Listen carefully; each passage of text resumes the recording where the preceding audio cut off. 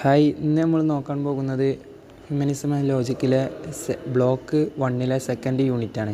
അപ്പോൾ നേരെ നമുക്ക് പാഠത്തിലേക്ക് കടക്കാം. അപ്പോൾ ഇതിൽ ആദ്യമായി പറയണത് അഹിംസനെ കുറിച്ചിട്ടാണ്. അഹിംസ എന്നുള്ള ഒരു വേർഡ് നമുക്ക് എല്ലാവർക്കും ഒരു സുപരിചിതമായ ഒരു വേർഡാണ്, അതായത് നോൺ വയലൻസ് എന്നുള്ളത്. അപ്പോൾ വ്യത്യസ്ത ട്രഡീഷണൽ അഹിംസകളെ കുറിച്ചൊക്കെ നമുക്ക് അറിയുന്നതാണ്. എല്ലാ മതങ്ങളും ഇപ്പോൾ ഇന്ത്യയിൽ വന്ന മതങ്ങളായ ബുദ്ധിസം, ജൈനിസം, അതേപോലെ ഹിന്ദുസം, ഇതൊക്കെ അഹിംസയിൽ ഊന്നിയ ഒരു നിലപാടുള്ള മതങ്ങളാണ്. അതുപോലെ തന്നെ ഇനി മറ്റു മതങ്ങളായ ഇസ്ലാമും ക്രിസ്ത്യാനിയും ഇതൊക്കെ എന്താണ്, അഹിംസക്ക് കൂടുതൽ പ്രാധാന്യം നൽകുന്ന മതങ്ങളാണ്. അപ്പോൾ ഈ അഹിംസൻ്റെ പ്രധാന ഒരു മോട്ടോ എന്നുള്ളത് എന്താണ്, മറ്റുള്ളവരെ സഹായിക്കുക എന്നുള്ളതാണ് അഹിംസ കൊണ്ട് ഏറ്റവും കൂടുതൽ ഉദ്ദേശിക്കുന്നത്. അപ്പോൾ ഈ ഒരു ഹെഡിങ്ങിൻ്റെ കീഴിൽ നമ്മൾ നോക്കുന്നത് നോൺ വയലൻസ് ഇൻ ജൈനിസാണ്. ജൈനമതത്തിലെ അഹിംസയെക്കുറിച്ചാണ്. അപ്പോൾ ജൈനമതത്തിൽ എങ്ങനെയാണ് അഹിംസയെക്കുറിച്ച് പരാമർശിച്ചിട്ടുള്ളത് മുതലായവയാണ് ഇതിൽ പ്രധാനമായും ചർച്ചയ്ക്ക് വരുന്നത്. അപ്പോൾ ഈ ജൈനമതം ഏതൊരു മതക്കാരും എന്താണ്, അത് സ്പ്രെഡാക്കാൻ കുറേ ആൾക്കാരുണ്ടാവില്ല. ഇപ്പോൾ ഒരാൾ വന്നാൽ, ഇപ്പോൾ ഇസ്ലാമിലാണെങ്കിൽ പ്രവാചകന്മാരെന്ന് പറയുന്ന പോലെ മതം സ്പ്രെഡാക്കുന്ന ആൾക്കാരുണ്ടാവും. അപ്പോൾ ഈ ജൈനമതത്തിൽ സ്പ്രെഡ് ചെയ്യുന്ന ആൾക്കാർക്ക് പറഞ്ഞ പേരാണെന്ത്, തീർത്ഥാടകന്മാർ. അപ്പോൾ ഇവരാണെന്ത്, ഈ മതം പ്രധാനമായും ഇങ്ങനെ എല്ലായിടത്തും സ്പ്രെഡ് ചെയ്യണത്. ഇവരിലൂടെയാണ് മതം എന്താണ് പല സ്ഥലങ്ങളിലേക്കും മറ്റു എല്ലാത്തിലേക്കും എന്താകുന്നത്, സ്പ്രെഡാകണത്. അപ്പോൾ ഇവരെന്താണ് 24 എണ്ണമുള്ളത്, 24 തീർത്ഥാടകന്മാരാണുള്ളത്. അതിൽ ഒന്നാമത്തെ ആൾ ഋഷഭദേവനാണ്. പിന്നെ അതിൽ 24ാമത്തെ ആൾ വരുന്നത് വർത്തമാന മഹാവീരനുമാണ്. അപ്പോൾ ഇത് രണ്ടൊന്ന് നോട്ട് ചെയ്തേക്കട്ടെ. അപ്പോൾ നമ്മൾ ജൈനമതത്തിലെ നോൺ വയലൻസിനെ കുറിച്ച് പറയുമ്പോൾ ഈ ഒരു കാര്യം നമ്മൾ ആദ്യം ഓർത്തേക്കുക. അപ്പോൾ ഇവരിൽ നിന്നാണ് ഈ ആശയങ്ങളൊക്കെ സ്പ്രെഡ് ചെയ്യണത്. അപ്പോൾ ഇവർ മതത്തിൽ വലിയ പങ്ക് വഹിച്ച ആൾക്കാരാണ്. ഈ 24 എണ്ണം, 24 ഫസ്റ്റും ലാസ്റ്റും നമ്മൾ പറഞ്ഞു. പിന്നെ ഈ ജൈനമതത്തിൻ്റെ ഒരു പ്രത്യേകത ആണെന്ത്, non violence among all living creatures, എല്ലാ ജീവജാലങ്ങൾക്കിടയിലും. ഇപ്പോൾ ചിലത് തന്നെ മനുഷ്യർക്കിടയിൽ മാത്രമാണ് കാണുക, ചില മതങ്ങളെന്നുള്ളത്. ഇതങ്ങനെയല്ല, എല്ലാ ജീവജാലം, ഭൂമിയിൽ ജീവനുള്ള ഏതൊക്കെ വസ്തുക്കളുണ്ടോ അതിൻ്റെ ഇടയിലൊക്കെ എന്താവുക, ഈ ഒരു നോൺ വയലൻസ് ഉണ്ടാക്കുക എന്നുള്ളതാണ് അഹിംസയിലൂന്നിയ ഇത്. അപ്പോൾ എന്താവും, മറ്റു ജീവജാലങ്ങളെ ഉപദ്രവിക്കാൻ പാടില്ല, അങ്ങനത്തെ പല ആശയങ്ങളും ഈ ജൈനമതത്തിലുണ്ട്. അപ്പോൾ ഈ ജൈനമതത്തിൽ ഇങ്ങനത്തെ ഒരു നോൺ വയലൻസിൽ ഊന്നിയതിൻ്റെ തെളിവുകളാണ്. അതായത് അത് നമ്മളിപ്പോൾ നോൺ വയലൻസ് എന്ന് പറയാൻ കാരണം എന്താ, ഈ ജൈനമതത്തിലെ ആൾക്കാരെന്താകും എപ്പോഴും മുഖത്തൊരു നെറ്റിട്ടാണ് നടക്കുക. ഈ മുഖത്ത് ഇനിയിപ്പോൾ നമ്മൾ സ്വാഭാവികമായും ഈ വായു ഉള്ളിലേക്ക് എടുക്കുമ്പോഴും പുറന്തള്ളുമ്പോഴൊക്കെ എന്താകും, അതേപോലെ വായിലൂടെയൊക്കെ പല സമയത്തും പ്രാണികൾ നമ്മൾ ഉള്ളിലേക്ക് പ്രവേശിക്കുകയും അത് അവിടെ കിടന്ന് ചാവുന്ന ഒരവസ്ഥ ഉണ്ടാകും. അപ്പോൾ ഇതിൽ നിന്ന് ഒഴിവാകാൻ, അതായത് എല്ലാ ജീവികളെയും സംരക്ഷിക്കുക എന്നുള്ള ആ ലക്ഷ്യത്തിന് വേണ്ടി അവർ മുഖത്തിങ്ങനെ മാസ്ക് ഇട്ട് നടക്കും. അതേപോലെ ഈ ജൈനമതത്തിലെ ആൾക്കാർ നടക്കും പോലെ കൈക്ക് എപ്പോഴും ഒരു മയിൽപ്പീലില്ലേ, അതുപോലെ കയ്യിൽ കരുതും. അവർ നടക്കുന്ന വഴി ഇങ്ങനെ അടിച്ചൊരുക്കാണ്ടാണ് അവർ നടക്കുക. അപ്പോൾ അതിലുള്ള ചെറിയ ചെറിയ ഉറുമ്പ് പോലത്തെ ചെറിയ ചെറിയ പ്രാണികളും മറ്റൊക്കെ അത് നീക്കും. അല്ലാതെ ഇനിയിപ്പോൾ അങ്ങനെ ചെയ്തില്ലെങ്കിൽ ഇവർ നടക്കുമ്പോൾ അത് ചാവുമോ എന്നുള്ള ഒരു ഭയത്താലാണ് ഇവരത് ചെയ്യണത്. പിന്നെ മറ്റൊന്നാണ് ഇവർ ഡിന്നർ കഴിക്കുമ്പോൾ ഈ രാത്രി, ഇപ്പോൾ സ്വാഭാവികമായും ഏതൊരാളും രാത്രി ഡിന്നർ കഴിക്കുമ്പോൾ വെളിച്ചത്തിന് വേണ്ടി മെഴുകുതിരി ഉപയോഗിക്കുമല്ലോ.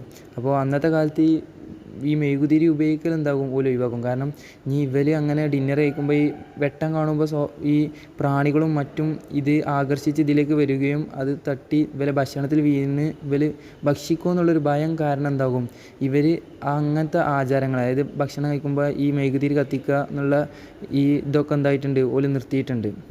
അപ്പോൾ ഇതിൽ നിന്നൊക്കെ വ്യക്തമാണ് ഈ ജൈനമതം എന്നുള്ളത് ഒരു നോൺ വയലൻസിൽ ഊന്നിയൊരു മതമാണ്. അതായത് എല്ലാ ജീവികളെയും സംരക്ഷിക്കുക എന്നുള്ള ഒരു ആശയം മുന്നോട്ട് വെക്കുന്ന മതമാണ്. അടുത്തൊരു പ്രധാനപ്പെട്ട കോൺസെപ്റ്റാണ് ഇക്വാലിറ്റി എന്നുള്ളത്. ഇക്വാലിറ്റി എന്ന് പറഞ്ഞാൽ it is closely related to justice and democracy. അതായത് അത് നീതിയിലും അതേപോലെ ജനാധിപത്യത്തിലും ഊന്നിയ ഒരു കാര്യമാണ്.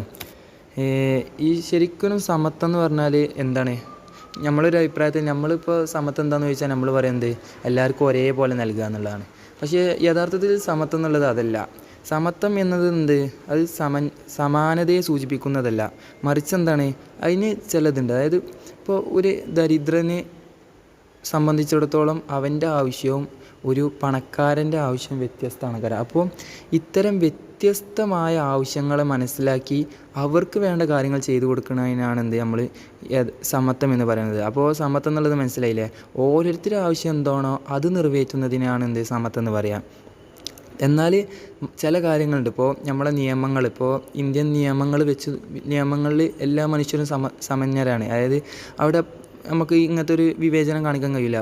പൈസക്കാരന് അല്ലെങ്കിൽ പാവപ്പെട്ട എന്നുള്ളൊരു വിവേചനമില്ല. അപ്പോൾ നിയമങ്ങളിൽ ഒഴികെയുള്ള മറ്റു കാര്യങ്ങളിലൊക്കെ എന്താവുക, അവനാന് ആവശ്യമുള്ള കാര്യങ്ങൾ നേടിയെടുക്കുക എന്നുള്ളതാണ് സമത്വം. അപ്പോൾ ഈ സമത്വത്തിൻ്റെ കീഴിലാണ് വരുന്നതാണ് മറ്റൊന്നെന്ത്, എല്ലാവരും ഒരുപോലെ റെസ്പെക്റ്റ് ചെയ്യുക എന്നുള്ളത്. അപ്പോൾ ചിലവരെ മറ്റൊരു കണ്ണുകൊണ്ട് കണ്ട് റെസ്പെക്റ്റ് ചെയ്യുക എന്നുള്ളതല്ല, എല്ലാവർക്കും ഒരേ രീതിയിലുള്ള റെസ്പെക്റ്റ് നൽകുക എന്നുള്ളതും സമത്വത്തിൽപ്പെട്ടതാണ്. ഇനി ഈ സമത്വത്തിൻ്റെ ഇതിൽ വരുന്ന ചില തിങ്കേഴ്സിനെ കുറിച്ച് പറയുന്നുണ്ട്. അതായത് ഇതിലെ പ്രധാനപ്പെട്ട ആൾക്കാരാണ്. അപ്പോൾ ഇവരൊക്കെ ജസ്റ്റ് ഒന്ന് നോട്ട് ചെയ്യുക. ജോൺ റോൾസ്, നോസിക്ക ആൻഡ് അമർദാസൻ. അപ്പോൾ ഇവരെ ആശയങ്ങളെക്കുറിച്ച് പറയുകയാണ്. അപ്പോൾ ആദ്യത്തെ ആളായ ജോൺ റോൾസ്, ഈ ജോൺ റോൾസിൻ്റെ ഫേമസ് ബുക്കാണ് എ തിയറി ഓഫ് ജസ്റ്റിസ് എന്നുള്ളത്. അപ്പോൾ ഇദ്ദേഹം ഇതിൽ ഈ സമത്വത്തിനെ കുറിച്ചും മറ്റൊക്കെ പരാമർശിക്കുന്നുണ്ട്. പിന്നെ he argues that each person has A equal claim two equal basic rights and liberties. അത് ഓരോരുത്തർക്കും ഓരോരുത്തരായ റൈറ്റ്സും ലിബർട്ടീസും ഒക്കെ ഉണ്ടെന്നാണ് മൂപ്പര് പറഞ്ഞത്. പിന്നെ മൂപ്പര് ഈ ബുക്കിൽ തന്നെ മറ്റൊരു പരാമർശമുള്ളത് ഒരു നിയമം ഉണ്ടാക്കുമ്പോൾ എന്താകും, നമ്മളിപ്പോൾ സോഷ്യലായിട്ടും എക്കണോമിക്കായിട്ടും ഫിസിക്കലായിട്ടും മെൻ്റലായിട്ടുള്ള ഫാക്ടേഴ്സൊക്കെ അതിൽ ഉൾക്കൊള്ളിച്ചാണ് നമ്മൾ നിയമങ്ങൾ ഉണ്ടാക്കുന്നത്. അങ്ങനെ ഉണ്ടാക്കുമ്പോൾ എന്താകും, നമുക്ക് ഓരോരുത്തർക്കും ഓരോ കാര്യങ്ങൾ അതിനനുസരിച്ച് ചെയ്യാൻ കഴിയും. കാരണം നമ്മളെ സമൂഹത്തിലെ ആളുകൾ വ്യത്യസ്തരായിരിക്കും. അപ്പോൾ വ്യത്യസ്ത നിയമങ്ങൾ ഉണ്ടാക്കുമ്പോൾ അല്ലെങ്കിൽ വ്യത്യസ്ത കാര്യങ്ങൾ ചെയ്യുമ്പോൾ ആ ഓരോ വ്യത്യസ്തതയും നമ്മളെന്താവണം അതിൽ പരിഗണിക്കേണ്ടതുണ്ട്. ഇനി ഇതിൽ മറ്റൊരു പ്രധാനപ്പെട്ടതാണ് അമൃതദാസൻ്റെ അഭിപ്രായത്തിൽ നമ്മുടെ ജീവിതത്തിൻ്റെ ഗതി തിരഞ്ഞെടുക്കാനുള്ള കഴിവും മാർഗങ്ങളും സമൂഹത്തിൽ കഴിയുന്നത്ര തുല്യമായി വിതരണം ചെയ്യണം.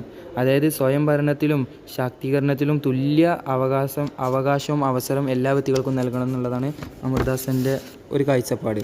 അപ്പോൾ ഇതിലേക്ക് കൂടുതൽ പറയുന്നുണ്ട് കേട്ടോ, അത് ഒന്ന് വായിച്ചു നോക്കുക. സമത്വത്തിൻ്റെ ഇതിൽ പരാമർശിക്കുന്ന മറ്റൊരു കാര്യമാണെന്ത്, ഈ മൂവ്മെൻറ്റ്സും സ്ട്രഗിൾസും ഉണ്ടല്ലോ. അപ്പോൾ നമ്മൾ ഈ സമരങ്ങൾ അതുപോലെ കാര്യങ്ങളൊക്കെ ഈ സമത്വത്തോട് ചേർന്ന് കിടക്കുന്ന കാര്യങ്ങളാണ്. അതായത് ഈ സമത്വം നേടിയെടുക്കാനുള്ള ഒരു കീ ആയിട്ടാണ് ഇത് കാണുന്നത്. അപ്പോൾ നമ്മളെ ഇന്ത്യൻ സ്ട്രഗിൾസൊക്കെ നമുക്കറിയാമല്ലോ. അപ്പോൾ ഇൻഡിപെൻഡൻസ് സ്ട്രഗിൾസ് ഒക്കെ നമുക്ക് നീതിയും മറ്റു കാര്യങ്ങളൊക്കെ നേടിയെടുക്കാൻ വേണ്ടി നടത്തിയാണ്. അപ്പോൾ ഇത്തരം കാര്യങ്ങൾ എന്താകും, ഈ സമത്വം നേടിയെടുക്കാൻ സഹായകമാകും. ഇപ്പോൾ സ്ത്രീകളിൽ ഇതിലിപ്പോൾ നമ്മൾക്ക് പ്രധാനമായും പറയാനുള്ളത് സ്ത്രീകളെ മൂവ്മെൻറ്റ്സുകൾ, പിന്നെ LGBTQ നമ്മളിപ്പോൾ കണ്ടാണ് പല മൂവ്മെൻറ്റ്സും, പിന്നെ ആൻറ്റി കേസ്റ്റ് മൂവ്മെൻറ്റ്സ്, ഇപ്പോൾ സമരങ്ങൾ, ഇപ്പോൾ ഓല ഹർത്താലുകൾ, ഭാരത് ബന്ധമൊക്കെ വെച്ചല്ലോ. അപ്പോൾ ഇത്തരത്തിലുള്ള കാര്യങ്ങളെന്താകും ഈ സമത്വം നേടിയെടുക്കാനുള്ള ഒരു കീ ആണെന്നുള്ള ഇത് പറയുന്നുണ്ട്. പിന്നെ ഇതിൽ ഈ സമത്വത്തിൽ ഓർത്തിരിക്കേണ്ട മറ്റു പ്രധാനപ്പെട്ട ഒരു വ്യക്തിയാണ് നമ്മളെ അംബേദ്കർ, നമ്മളെ ഭരണഘടനാ ശില്പിയായ BR അംബേദ്കർ. അപ്പോൾ അദ്ദേഹത്തിൻ്റെ മെയിൻ ഫിലോസഫി എന്നുള്ളത് തന്നെ എന്താണ്, ഈ ഒരു ഇക്വാലിറ്റിയാണ്, എല്ലാവരിലും ഈക്വാലിറ്റി ഉറപ്പെടുത്തുക എന്നുള്ളതാണ്. അദ്ദേഹം ഈ കാസ്റ്റിനെതിരെയും മറ്റൊക്കെ ഒരുപാട് കാര്യങ്ങൾ ചെയ്ത ഒരാളാണ്. അദ്ദേഹത്തിൻ്റെ അഭിപ്രായത്തിൽ ഒരാളെ പവർ എന്നുള്ളത് അതെന്തിനൊക്കെ ആശ്രയിച്ചാണ്, ഒന്ന് physical heredity, social inheritance and finale, പിന്നെ ഓൺ ഈസ് ഓൺ എഫോർട്ട്. ഇതിനെ മൂന്നിനും ആശ്രയിച്ചാണ് ഓരോരുത്തരുടെ പവർ എന്നുള്ളത്. അപ്പോൾ അതിനെക്കുറിച്ചൊക്കെ പറയുന്നുണ്ട്. അതുതന്നെ ഇപ്പോൾ സമത്വത്തിൽ മെയിനായിട്ടുള്ളത് ഇതൊക്കെ നമുക്ക് സിമ്പിളായി എഴുതാൻ പറ്റിയ കാര്യങ്ങളാണ്. ഇനി ഇതിൽ വരുന്ന അടുത്തൊരു ടോപ്പിക്കാണ് ബഷീർ ഷോർട്ട് സ്റ്റോറി, ഒരു മനുഷ്യൻ. ബഷീറിൻ്റെ വളരെയധികം ഫേമസ് ആയിട്ടുള്ള ഒരു ഷോർട്ട് സ്റ്റോറിയാണ് ഒരു മനുഷ്യൻ, ഒരാളുടെ ദയാലുത്വം അതേപോലെ ഒരു നിസ്സഹായത ഒക്കെ കാണിക്കുന്ന ഒരു സ്റ്റോറി. എല്ലാവർക്കും അറിയുന്ന സ്റ്റോറി തന്നെയാണ്. കാരണം ഞാൻ ജസ്റ്റ് ഒന്ന് വിവരിക്കാം. അതായത് ഇദ്ദേഹം വളരെയധികം ഒരു പാവപ്പെട്ട ഒരാളാങ്കരം, അങ്ങനെ ഒരു വലിയ ഒരു ടൗണിലാങ്കരം അദ്ദേഹം ജീവിക്കുക. അങ്ങനെ അദ്ദേഹത്തിന് ജീവിത ചിലവൊക്കെ വലിയ പ്രയാസത്തിൽ ആയ സമയത്താണ് കരം. അപ്പോൾ അതിൽ പറയുന്നുണ്ട് അദ്ദേഹം എണീക്കന്നെ വൈകുന്നേരമാണ് കരം. അപ്പോൾ എന്താകും, വൈകുന്നേരം എണീക്കുന്ന സമയത്ത് അദ്ദേഹത്തിന് രാവിലത്തെ ബ്രേക്ക്ഫാസ്റ്റും ഉച്ചക്കത്തെ ലഞ്ചും ഒഴിവാക്കാൻ കഴിയും. അപ്പോൾ അങ്ങനെ പൈസ ലാഭിക്കാൻ കഴിയും. അങ്ങനെ അദ്ദേഹം എന്താകും, ഒരു ദിവസം ഒരു ഹോട്ടലിൽ പോയി ഒരു ഫുഡ് കഴിക്കാൻ പോകും. അങ്ങനെ അദ്ദേഹം ഫുഡൊക്കെ ഓർഡർ ചെയ്ത് ഫുഡ് കഴിച്ചതിന് ശേഷം അദ്ദേഹം ഇങ്ങനെ പോക്കറ്റിൽ കൈയിട്ട് പൈസ എടുക്കാൻ നോക്കുമ്പോൾ പൈസ ഉണ്ടാവില്ല. അപ്പോൾ അദ്ദേഹം കഴിച്ച ഫുഡിൻ്റെ കായ് എന്ന് പറഞ്ഞാൽ മീൽസിൻ്റെ കായ് 3/4 റുപ്പി, അതായത് 3/4 പൈസയാണ് കരം. അപ്പോൾ അത് കൊടുക്കാൻ പൈസനുള്ള ഇത് അദ്ദേഹത്തിൻ്റെ അടുത്തുണ്ടാവില്ല, ആ പൈസ ആരെ പോക്കറ്റ് അടിച്ച് പോകും. അങ്ങനെ അദ്ദേഹം ആ ഒരു ജനത്തിരക്കിനിടയിൽ ആ കാര്യങ്ങൾ അവിടെ മാനേജറിനോട് പറയും, അതായത് ഹോട്ടലിലത്തെ ആളോട് പറയും, കാഷ്യറിനോട്. അപ്പോൾ അദ്ദേഹം പറയും ഇതൊക്കെ നമ്മൾ സ്ഥിരം ഡയലോഗ് ഉണ്ടല്ലോ, ഇതൊക്കെ നമ്മൾ സ്ഥിരം കാണുന്നതാണ്. അപ്പോൾ പൈസ അടച്ചിട്ട് പോയിക്കോ, അല്ലെങ്കിൽ നിൻ്റെ 2 കണ്ണും ചൂഴ്ന്നെടുത്ത് ഇവിടെ തെരുവിലിറക്കി വിടും എന്ന് പറയും. അപ്പോൾ അങ്ങനെ പേടിച്ചിട്ട് ഞാൻ എൻ്റെ കോട്ട് ഇവിടെ ഊരിത്തരാം, എന്നിട്ട് ഞാൻ പൈസ എടുത്തിട്ട് വരാമെന്ന് പറയും. പക്ഷേ അദ്ദേഹം അതിന് സമ്മതിക്കില്ല.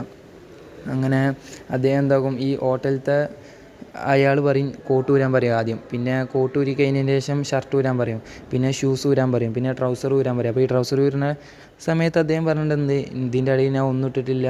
അപ്പോൾ ഒരു നിസ്സഹായത അങ്ങനെ പ്രകടമാക്കുന്ന ഒരവസ്ഥ. അപ്പോൾ ആ സമയത്ത് ഒരാൾ വരും, അദ്ദേഹം ബഷീർ ആ പൈസ നൽകിയിട്ട് അദ്ദേഹം ഈ കഥാപാത്രം കൂടി ഇങ്ങനെ പുറത്തേക്ക് ഇറങ്ങി ഇങ്ങനെ പോകും. അപ്പോൾ ആ സമയത്ത് കുറേ കഴിയുമ്പോൾ അദ്ദേഹം പോക്കറ്റിൽ നിന്ന് ഒരു 3-4 പൈസ എടുത്തിട്ട് ചോദിക്കും, ഏതാണ് നിങ്ങളുടെ പൈസ എന്ന്.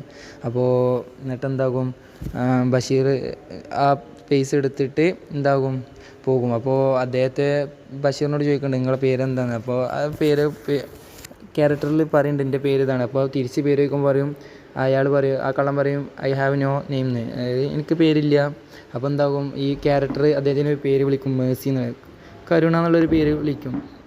അപ്പോൾ ഇതൊരു കള്ളനാണിത് ചെയ്തതെന്നുണ്ടെങ്കിലും അത്രയും ഒരു ആൾക്കാരുടെ ഇടയിൽ നിന്നും ഒരാൾക്ക് പോലും അദ്ദേഹത്തെ രക്ഷിക്കാനായില്ല. അതായത് ആ നിസ്സഹായതയെ കാണിക്കുന്ന ഒരു ഇതാണ് ഈ സ്റ്റോറി പറയണത്. അതുപോലെ തന്നെ ഹ്യൂമൻ കണക്ഷൻസ്, അതായത് ഇതിൽ ഒരു ബന്ധമില്ലല്ലോ, അതായത് അങ്ങനെയൊക്കെ ഒരാൾ പെട്ടിട്ട് പോലും ഒരാളും ഇതാക്കാതെ ഇങ്ങനെ ആ വസ്ത്ര ഊരിനെ നോക്കി ഇങ്ങനെ ആക്ഷേപിച്ച് ചിരിക്കുക എന്നുള്ളതാണ് അവർ ചെയ്ത കാര്യങ്ങൾ. ഇനി അടുത്തൊരു ഹെഡിങ് ആണ് ഹ്യൂമൻ ആസ് സ്പീഷ്യസ്. ഇതിൽ പ്രധാനമായും പരാമർശിക്കുന്നത് ശ്രീനാരായണ ഗുരുവിൻ്റെ ആശയങ്ങളും അദ്ദേഹത്തിൻ്റെ കൃതികളെയും കുറിച്ചാണ്. അപ്പോൾ ഗുരുവിനെ നമുക്കറിയാമല്ലോ, ഒരു മതം, ഒരു ജാതി, ഒരു ദൈവം, മനുഷ്യനെന്നുള്ള മഹത്തായ ആശയത്തിൻ്റെ ഉപമയൊക്കെയാണ് അദ്ദേഹം. അപ്പോൾ അദ്ദേഹം ഈ ജാതി ഇതൊക്കെതിരെയൊക്കെ കേരളത്തിൽ നടന്നതിനൊക്കെതിരെ വളരെയധികം പ്രതിഷേധിച്ച ഒരു വ്യക്തിയാണ്. അപ്പോൾ അദ്ദേഹത്തിൻ്റെ ഒരു കാഴ്ചപ്പാടാണ് ഇതിൽ പറഞ്ഞത്. അപ്പോൾ അദ്ദേഹത്തിൻ്റെ 2 പുസ്തകങ്ങളുണ്ട്, ഒന്ന് ജാതി നിർണയം, മറ്റേത് ജാതി ലക്ഷണം. അപ്പോൾ ഈ 2 കൃതികളിലൂടെ ഗുരു തൻ്റെ ആശയങ്ങളൊക്കെ ഈ ലോകത്തോട് വ്യക്തമാക്കി. അപ്പോൾ ഈ ജാതി നിർണയത്തിൽ പറഞ്ഞത് എന്താണ്, caste of a man is manhood, ഒരു മനുഷ്യൻ്റെ കാസ്റ്റ് എന്നുള്ളത് മാൻഹുഡാണ്. പിന്നെ അല്ലാതെ ഈ ക്ഷത്രിയൻ അല്ലെങ്കിൽ ബ്രാഹ്മീൻ, വൈശ്യരൻ, ശൂദ്രൻ ഇങ്ങനത്തെ ഒന്നുമില്ല. അതായത് എല്ലാവരും മനുഷ്യ എന്നുള്ളതാണ് ഓരോരുത്തരെയും ജാതി എന്നുള്ളത്. പിന്നെ അദ്ദേഹത്തിൻ്റെ മറ്റൊരു പ്രധാനപ്പെട്ട കോട്ടാണ് one kind, one faith, one god is man, of one womb, of one form. അതായത് മറ്റേ തന്നെ ഈ ഒരു മതം, ഒരു ദൈവം, ഒരു ജാതി, ഒരു ഗർഭപാത്രത്തിൽ നിന്നുള്ള ആ എല്ലാവരും ഒന്നിൽ നിന്നാണ് ഉണ്ടായത് എന്നുള്ള ഒരു ബോധം നൽകുക. പിന്നെ ഗുരു പറയുന്നത് എന്താണ്, ഒരു കുട്ടി ഉണ്ടാവുക എന്ന് പറഞ്ഞാൽ സ്വാഭാവികമായും ഒരു സ്ത്രീയും ഒരു പുരുഷനും ലൈംഗിക ബന്ധത്തിൽ ഏർപ്പെടുമ്പോഴാണ് ഒരു കുട്ടി ഉണ്ടാകുന്നത്. അല്ലാതെ ഈ ജാതിയിലൂടെയും കാസ്റ്റ് മറ്റു ഇതിലൂടെയൊന്നും നല്ലല്ലോ ഓരോ കുട്ടി ഉണ്ടാകുന്നത്. അപ്പോൾ അങ്ങനെ ജനിക്കുന്ന കുട്ടികളാണ് എല്ലാവരും, ലോകത്തുള്ള എല്ലാവരും. പിന്നെ ഈ ജാതി നിർണയത്തിന് 6 ശ്ലോകങ്ങളുണ്ട്. അതിൽ എഴുതപ്പെട്ടത് 1914 പിന്നെ അതിൻ്റെ ഫസ്റ്റ് വേഴ്സ് എഴുതിയത് സംസ്കൃതത്തിലാണ്, ബാക്കിയുള്ള 5 എഴുതിയത് മലയാളത്തിലുമാണ്. പിന്നെ അതൊക്കെ ജസ്റ്റ് ഒന്ന് വായിച്ച് നോക്കുക, അതിൽ ചില എക്സാമ്പിൾസൊക്കെ കൊടുത്തിട്ടുണ്ട് ബുക്കിൽ. പിന്നെ ജാതി ലക്ഷണമാണ് അടുത്തത്. ഈ ജാതി നിർണയത്തിൽ കൊണ്ടുവന്ന ആശയത്തിൻ്റെ ഒന്നും കൂടി വിപുലമായൊരു വിവരണമാണ് ജാതി ലക്ഷണം എന്നുള്ളത്. അതായത് ലൈംഗിക ബന്ധത്തിൽ സന്താനങ്ങളെ ജനിപ്പിക്കാൻ കഴിവുള്ള എല്ലാ ജീവജാലങ്ങളും ഒരു ഇനത്തിൽപ്പെട്ടതാണ്. മറ്റേത് മനുഷ്യനെ മാത്രം പറഞ്ഞു. ഇതിപ്പോൾ യൂണിവേഴ്സലായിട്ടുള്ള ഒരു യൂണിവേഴ്സൽ ഹ്യൂമാനിസം, അതായത് എല്ലാ ജന്തുക്കളും, അതായത് മൊത്തത്തിൽ ഒന്നാന്നുള്ള ഒരു സങ്കല്പമാണ് ഇതിലൂടെ ഗുരു നൽകുന്നത്. അതായത് ഒരു റീപ്രൊഡക്ഷനിലൂടെ ഉണ്ടാവുന്ന എല്ലാ വസ്തുക്കളും ഒന്ന് തന്നെയാണ്. അപ്പോൾ അതിന് എല്ലാത്തിനും ഒരു യുണീക്കായിട്ടുള്ള, അപ്പോൾ മനുഷ്യൻക്കാണെങ്കിൽ മൊത്തത്തിൽ ഒരു രൂപം ഉണ്ടാകും, ഒരു സൗണ്ട്, ഒരു സ്മെല്ല്, ആ രീതിയിലാണ് കാര്യമല്ലോ. അപ്പോൾ അങ്ങനെ വരുന്ന എല്ലാതും ഒന്ന് തന്നെയാണെന്നുള്ള ഒരു അഭിപ്രായമാണ് ഗുരുവിനുള്ളത്. പിന്നെ നമ്മൾ കണ്ടുമുട്ടുമ്പോൾ ജാതിയല്ല ചോദിക്കേണ്ടത്, ഒരാളുടെ പേര്, സ്ഥലം, ജോലി, ഇതൊക്കെയാണ് ചോദിക്കേണ്ടത്. ഈ ജാതീയത എന്നുള്ളത് ഒഴിവാക്കുക എന്നുള്ളതാണ് ഇതിൻ്റെ പ്രധാന ഒരു ആശയം. പിന്നെ ഈ ജാതി ലക്ഷണത്തിൻ്റെ കുറച്ച് ഉദാഹരണങ്ങളൊക്കെ അതിൽ കൊടുത്തിട്ടുണ്ട്. അതായത് ഇതൊന്ന് കേട്ടിട്ട് അതൊന്ന് വായിച്ചു നോക്കുകയാണെങ്കിൽ പെട്ടെന്ന് മനസ്സിലാക്കും. നമ്മളെ ഈ സുപ്പീരിയർ പവർ ഉണ്ടല്ലോ, അത് ഒഴിവാക്കുക എന്നുള്ള ഒരിതാണ് ഇതിൽ പറയണത്. ഇനി അടുത്തത് എൻവിയോൺമെൻറ്റൽ കൺസേൺസ് ആണ്. ആദ്യം അതിൽ പറഞ്ഞത് ഗാന്ധിജിൻ്റെ അഭിപ്രായമാണ്. ഗാന്ധിൻ്റെ ഒരു ആശയം എന്ന് പറഞ്ഞാൽ എന്താണ്, മനുഷ്യന് പ്രകൃതിയുമായി ബന്ധപ്പെട്ടിരിക്കുന്നതാണ്. അപ്പോൾ എല്ലാതുമായി ബന്ധപ്പെട്ടിരിക്കുന്നത്, അതായത് മനുഷ്യനും പ്രകൃതിയും ഒരേ ഇത് എന്നുള്ള ഒരു വ്യൂ ആണ് ഗാന്ധിക്കുള്ളത്. പിന്നെ അതുകൊണ്ട് തന്നെ മനുഷ്യന് പ്രകൃതിയുടെ സംരക്ഷകനും കൂടിയാണ്. അപ്പോൾ മനുഷ്യന് പ്രകൃതിയെ നശിപ്പിക്കല്ല വേണ്ടി, പ്രകൃതിയെ സംരക്ഷിക്കുകയാണ് വേണ്ടി എന്നുള്ള ഒരു ആശയമാണ് ഗാന്ധി മുന്നോട്ട്. പിന്നെ ഗാന്ധിൻ്റെ ഒരു ഫേമസ് ആയിട്ടുള്ള കോട്ടൊക്കെ ഈ പറയുന്നുണ്ട്, ലോകം എല്ലാവരുടെയും ആവശ്യത്തിന് മതിയാകും, പക്ഷേ ഒരാളുടെ അത്യാഗ്രഹത്തിന് മതിയാവില്ല. ഒരാൾക്ക് അത്യാഗ്രഹം ഉണ്ടാകും പ്രകൃതി നശിക്കും എന്നുള്ള ഒരു ആശയമാണ് ഇത് നൽകുന്നത്. പിന്നെ ഗാന്ധി പറയേണ്ടത് നമുക്ക് ആവശ്യമില്ലാത്ത എന്തൊരാൾ സൂക്ഷിക്കുന്നോ അയാളാണ് കള്ളൻ. അതായത് നമുക്ക് ആവശ്യമില്ല, മറ്റൊരാൾക്ക് ആവശ്യമുള്ള ഒരു കാര്യം ആരെന്ത് സൂക്ഷിക്കണോ അയാൾ കള്ളനാണ്. അതായത് നീഡ്സ് മാത്രം നമ്മൾ കൈക്കൽ വെച്ച് ബാക്കിയുള്ളവർക്ക് കൊടുക്കുക എന്നുള്ള ഒരു ആശയമാണ് ഗാന്ധി മുന്നോട്ട് വെക്കുന്നത്. പിന്നെ ഗാന്ധിജിൻ്റെ ഒരു ഫിലോസഫി, ഹ്യൂമനിസത്തിലൊരു ഫിലോസഫി നമുക്ക് അറിയണമല്ലോ. ഗാന്ധി അഹിംസയിലും അതേപോലെ സത്യാഗ്രഹത്തിലും നോൺ വയലൻസിൽ ഊന്നിയ ആശയക്കാരനാണെന്നുള്ളത് മൊത്തത്തിൽ എഴുതാൻ പറ്റിയൊരു കാര്യമാണ്. പിന്നെ പ്രകൃതിയെ സംരക്ഷിക്കുന്നതിനെ കുറിച്ചിട്ടൊക്കെ ഗാന്ധി പറയുന്നുണ്ട്. അതായത് is vision about farming and agriculture, small scale village industry, recycling of waste and resource, organic manure and the deeper sense of protection of nature contributes the contemporary understanding of the concept of sustainable development. അതായത് സുസ്ഥിര വികസനം കൈവരിക്കുന്നതിൽ വേണ്ട കാര്യങ്ങളൊക്കെ പിന്നെ മൊത്തത്തിൽ പറഞ്ഞ കാര്യങ്ങൾ എന്തായിട്ടുണ്ട്, ഒരു 3 പോയിൻ്റൊക്കെ ഷോർട്ടായി കൊടുത്തിട്ടുണ്ട്. അപ്പോൾ നമ്മൾ ഈ പറഞ്ഞ കാര്യങ്ങൾ തന്നെ. അടുത്തത് വരുന്നത് ഹെൻറി ഡേവിഡ് തിയോറിൻ്റെ ഒരു കാഴ്ചപ്പാടാണ്. അപ്പോൾ അദ്ദേഹം എന്ന് പറഞ്ഞാൽ ഈ പ്രകൃതിയെ വളരെയധികം സംരക്ഷിച്ച് സ്നേഹിച്ച ഒരാളാണ്. അപ്പോൾ ഇദ്ദേഹത്തിൻ്റെ പ്രത്യേകത പറഞ്ഞാൽ നമ്മുടെ ഗാന്ധിജി ഉണ്ടല്ലോ, അപ്പോൾ ഈ ഗാന്ധിജി സിവിൽ ഡിസൊബീഡിയൻസ്, അതായത് നിസ്സഹകരണം എന്നുള്ള ഈ ഒരു ആശയം കടമെടുത്തിട്ടുള്ളത് ഇദ്ദേഹത്തിൽ നിന്നാണ്. അപ്പോൾ ഇദ്ദേഹം എന്ന് പറഞ്ഞാൽ വളരെയധികം പ്രകൃതിയെ സംരക്ഷിക്കുന്നതിന് വേണ്ടിയും മറ്റു കാര്യങ്ങളൊക്കെ ചെയ്ത ഒരാളാണ്. ഇദ്ദേഹത്തിൻ്റെ ജീവിതം എന്ന് പറഞ്ഞാൽ വളരെയധികം പ്രകൃതിയോട് ഒരു ഇണങ്ങിച്ചേർന്നൊരു ജീവിതമായിരുന്നു. പിന്നെ ഇദ്ദേഹത്തിൻ്റെ മറ്റൊരു പ്രധാനപ്പെട്ട ഒന്നാണ് വാൾഡൻ എക്സ്പെരിമെൻ്റ് പറഞ്ഞാൽ. ഈ വാൾഡൻ എക്സ്പെരിമെൻ്റ് പറഞ്ഞാൽ ഈ വാൾഡൻ എന്ന് പറഞ്ഞാൽ ഒരു സ്ഥലമാണ്, ഈ മരങ്ങളൊക്കെ ഉള്ള ഒരു കാട് പോലത്തെ സ്ഥലമാണ്. അപ്പോൾ അവിടെ പോയിട്ട് അദ്ദേഹം 2 വർഷം 2 മാസം താമസിക്കുകയും അങ്ങനെ അദ്ദേഹം അതിന് പ്രകൃതിയെക്കുറിച്ച് കുറേ കാര്യങ്ങൾ പഠിക്കുകയും ആ കാര്യങ്ങളൊക്കെ എന്തായിട്ടുണ്ട് ഒരു ബുക്കായി പബ്ലിഷ് ചെയ്തിട്ടുണ്ട്. Walden or life in the Woods എന്ന് പറഞ്ഞുകൊണ്ട് ഒരു ബുക്ക് ചെയ്തിട്ടുണ്ട്. അപ്പോൾ അതാണ് ഈ വാൾഡൻ എക്സ്പെരിമെൻ്റ് പറഞ്ഞാൽ ഈ വാൾഡൻ എന്നുള്ള സ്ഥലത്ത് പോയി അദ്ദേഹം താമസിച്ചതിനെ പറ്റി പറഞ്ഞത്. പിന്നെ അദ്ദേഹം ഒരുപാട് യാത്രകൾ നടത്തുകയും, അതായത് ഈ പ്രകൃതിയുമായി ബന്ധപ്പെട്ട ഒരുപാട് യാത്രകൾ നടത്തുകയും അതിനെക്കുറിച്ച് കുറേ എഴുതുകയും ഒക്കെ ചെയ്തിട്ടുണ്ട്. അപ്പോൾ അദ്ദേഹത്തിൻ്റെ കുറേ ബുക്സൊക്കെ ഇതിൽ മെൻഷൻ ചെയ്യുന്നുണ്ട്, അതൊക്കെ ഒന്ന് ജസ്റ്റ് നോക്കുക. പിന്നെ അദ്ദേഹം ഒരുപാട് ആശയങ്ങൾ മുന്നോട്ട് വെച്ചിട്ടുണ്ട്. 1 man's food is another man's poison. അതായത് ഒന്ന് മറ്റൊന്നിന് ഉപകാരം എന്നുള്ളത്, ഒന്ന് ചീഞ്ഞാൽ മറ്റേന് വളം എന്നുള്ള നമ്മൾ പറച്ചിലില്ല, അങ്ങനത്തെ അതായത് ഈ പ്രകൃതിയുമായി ബന്ധപ്പെട്ട കുറേ കാര്യങ്ങളാണ് അദ്ദേഹം പറഞ്ഞത്. അതായത് പ്രകൃതിയെ വളരെയധികം സ്നേഹിക്കുന്ന ഒരാളാണ്. ഇനി അടുത്തൊന്നാണ് ഡീപ്പ് എക്കോളജി. വളരെ പ്രധാനപ്പെട്ട ഒരു വിഷയമാണ്. അതായത് ഈ ആശയം മുന്നോട്ട് വെച്ചത് ന്യൂവർജിയൻ ഫിലോസഫറായ അർനെ നെസ്സാണ്. അപ്പോൾ ഇദ്ദേഹത്തിൻ്റെ ഒരു പരിസ്ഥിതി ശാസ്ത്രം എന്നുള്ള രീതിയിലാണ് ഇത് മുന്നോട്ട് വെച്ചത്. അതായത് ഒരു ആവാസ വ്യവസ്ഥ എന്നതുകൊണ്ട് അദ്ദേഹം അർത്ഥമാക്കുന്നത് പാരിസ്ഥിതിക ഐക്യത്തിൻ്റെ അല്ലെങ്കിൽ സന്തുലിതാവസ്ഥയുടെ ഒരു തത്വശാസ്ത്രമാണ്. അത്തരം ആഴത്തിലുള്ള ചോദ്യം ചെയ്യലിൻ്റെ ഉദാഹരണങ്ങൾ അദ്ദേഹം കുറേ പറയുന്നത്. അങ്ങനത്തെ ചോദ്യം ചെയ്യലിൽപ്പെട്ടാണ് വാട്ട് ഈസ് ആൻ ഇൻഡിവിജ്വൽ, പിന്നെ what thing have intrinsic value and moral standing, how should we understand nature, what is the relationship between people and nature. അങ്ങനെ കുറേ ചോദ്യങ്ങൾ അദ്ദേഹം മുന്നോട്ട് വെക്കുന്നുണ്ട്.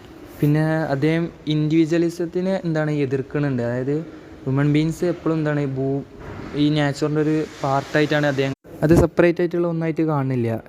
പിന്നെ വ്യക്തികൾ രൂപപ്പെടുന്നതും നിർവചിക്കപ്പെടുന്നതും മറ്റു സ്ഥാപനങ്ങളുമായുള്ള അവരുടെ ബന്ധത്തിലൂടെയാണ്. ആരും സ്വന്തമായിട്ട് ഒരാളെയും അറിയപ്പെടുന്നില്ല, എല്ലാവരും ഒന്നിലേക്ക് ചേർക്കപ്പെടുമ്പോഴാണ് എല്ലാവരും അറിയപ്പെടുന്നത്.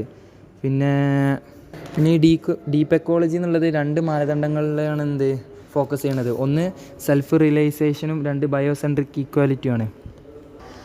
റിയലൈസേഷൻ എന്ന് പറഞ്ഞാൽ സ്വയം ഒരു മനസ്സിലാക്കൽ. ആ ഒരു മനസ്സിലാക്കൽ ഉണ്ടാകുമ്പോൾ തന്നെ മനുഷ്യന് പ്രകൃതിയെ സംരക്ഷിക്കാൻ മറ്റു കാര്യങ്ങളൊക്കെ ഓന് ഉൾക്കൊള്ളും. 2 ബയോസെൻട്രിക് ഇക്വാലിറ്റി, അതായത് ജൈവ കേന്ദ്രീകൃത സമത്വം എന്നുള്ളത്. അത് എല്ലാ ജീവജാലങ്ങളും ജീവികളും പരസ്പരം ബന്ധിതമായ അല്ലെങ്കിൽ മൊത്തത്തിൽ തുല്യ അംഗങ്ങളാണെന്നും അതിനാൽ തുല്യമായ അന്തർലീനീയ മൂല്യമുണ്ടെന്നും തിരിച്ചറിയുക. ഇതനുസരിച്ച് എല്ലാ ജീവജാലങ്ങൾക്കും മനുഷ്യർക്കും അവർ വഹിക്കുന്ന ഉപകരണ മൂല്യങ്ങളിൽ നിന്ന് സ്വതന്ത്രമായ അന്തർലീനീയമായ മൂല്യങ്ങളുണ്ട്. അതായത് എല്ലാത്തർക്കും ഓരോരുത്തരുടേതായ റോൾസ് ഉണ്ട്. അപ്പോൾ ആ റൂൾസ് ചെയ്യുക എന്നുള്ളതാണ് ഇതിലൂടെ പറഞ്ഞത്. പിന്നെ അർനെനാസിസ് ആൻഡ് ജോർജ് സെഷൻസ് ഇവർ രണ്ടാളും രൂപപ്പെടുത്തിയ ഡീപ്പ് എക്കോളജിൻ്റെ കുറച്ച് തത്വങ്ങൾ, ഒരു 8 തത്വങ്ങൾ പറയുന്നുണ്ട്. അത് ജസ്റ്റ് വായിച്ച് നോക്കിയാൽ തന്നെ സിമ്പിളായി മനസ്സിലാവും. അടുത്തൊന്നാണ് ഷാലോ എക്കോളജി. അപ്പോൾ ഈ ഡീപ്പ് എക്കോളജിയും ഷാലോ എക്കോളജിയും തമ്മിലുള്ള ഡിഫറൻസ് പറഞ്ഞാൽ, ഡീപ്പ് എക്കോളജിയിൽ അതിൽ സബ്ജക്റ്റ് എന്താണ് കാരണം നേച്ചറാണ് കാരണം, മറ്റേ ഷാലോയിൽ എന്താണ് കാരണം റിജക്ഷനാണ് കാരണം, നേച്ചറിനെ റിജക്റ്റ് ചെയ്യുക എന്നുള്ള ഒരു ഇതിലാണ് കാരണം. അപ്പോൾ ഈ എന്താണ് കൂടുതൽ മൂല്യം നേച്ചറിനല്ല എന്നുള്ള ഒരു രീതിയുണ്ടല്ലോ, പ്രകൃതിയെ ഒരു ഉപകരണമാക്കി കണ്ടിട്ട് അതിനെ നമ്മൾ എക്സ്പ്ലോയിറ്റ് ചെയ്യുക എന്നുള്ള ഒരു രീതിയിലുള്ളതാണ് ഷാലോ എക്കോളജി. അപ്പോൾ ഇതാണ് ഇതിൽ പ്രധാനമായി പറഞ്ഞ ആശയങ്ങൾ. ഇത് അത്ര ടഫുള്ള ബ്ലോക്കൊന്നുമല്ല, ജസ്റ്റ് വായിച്ച് നോക്കി എല്ലാവർക്കും മനസ്സിലാക്കാൻ പറ്റിയൊരു കാര്യങ്ങളാണ് കാരണം. അപ്പോൾ ക്ലാസ് ഒന്ന് കേട്ടിട്ട് ജസ്റ്റ് ഒന്ന് വായിച്ച് നോക്കുകയാണെങ്കിൽ സിമ്പിളായിട്ട് എല്ലാവർക്കും ഉൾക്കൊള്ളാൻ പറ്റും. അപ്പോൾ എല്ലാവർക്കും മനസ്സിലായെന്ന് വിചാരിക്കുന്നു. Thank you.